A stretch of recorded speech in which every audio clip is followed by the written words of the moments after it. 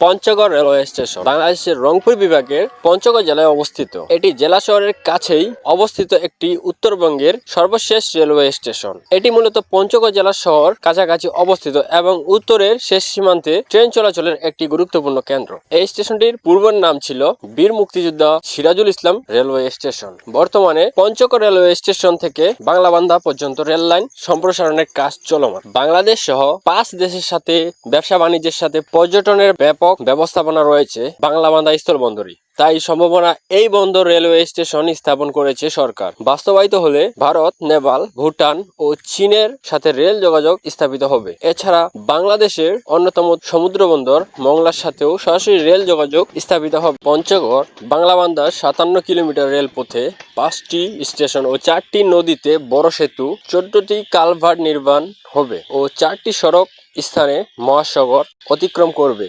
Panchagarh railway station থেকে বর্তমানে 6টি ট্রেন চলাচল করে: Dolonchapa express, Drutojan express, Banglabandha express, Panchagarh express, Kanchan commuter এবং একতা এক্সপ্রেস। পঞ্চগড় থেকে ঢাকা রুটে চলাচলকারী 3টি আন্তনগর ট্রেন এবং পঞ্চগড় থেকে সান্তাহারগামী একটি আন্তনগর ট্রেন এবং পঞ্চগড় থেকে রাজশাহীগামী একটি আন্তনগর ট্রেন চলাচল করে।